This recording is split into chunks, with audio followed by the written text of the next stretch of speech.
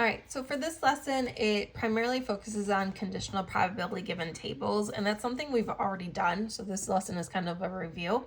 There's nothing new. So for the first one, it says, use the table to answer the questions.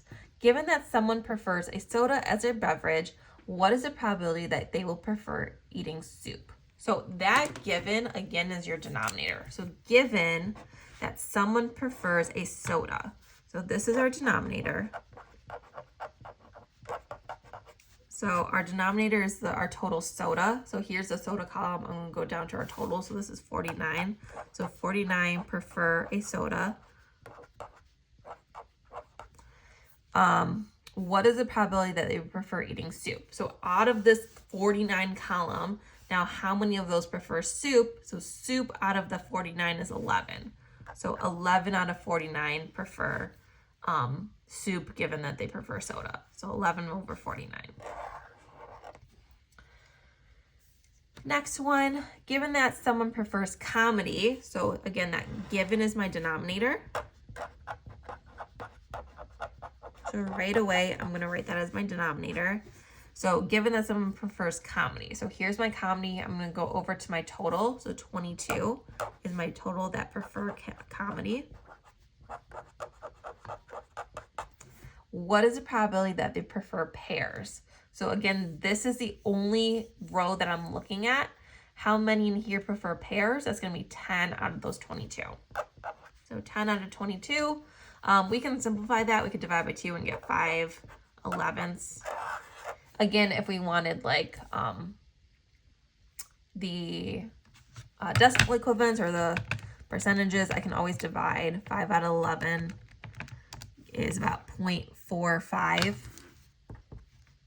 which is 45%. Same thing up here. If I wanted this as a decimal, 11 out of 49, that's going to be 0.22 or 22%.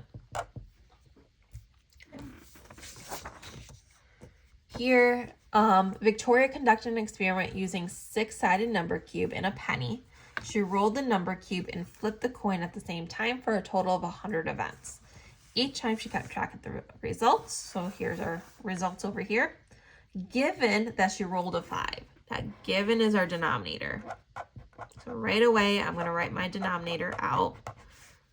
So given that she rolled a 5, here's my 5 column. There's 23 events where she rolled a 5. What is the probability that the penny landed on a head? So I'm only looking at this 23 column. Probability that it landed on heads is going to be 9 out of those 23. So 9 out of 23. Again, if I wanted that as a decimal, I can just divide. I get 0.39, which is 39%. What is the probability that she rolled a 5 given that the penny landed on tails? So this is my denominator now. The given is always your denominator. So given that the penny landed on tails, so here's the tails. The total tails is going to be 61. Out of that, I want how many rolled a 5. So again, looking only at this row, how many rolled a 5? 14. 14 out of 61. And again, if I simplify that, or at least like turn it into a decimal, I get 0.23 about, which is 23%. And then here, given that she rolled a 3, again, this is my denominator, that given. What is the probability that the penny lands on tails? So given that she rolls a 3, here's my 3 column, there's 23 total. Out of probability the penny lands on tails. So out of this, how many land on tails? It looks like 11. So 11 out of 23. 0.48 or 48%.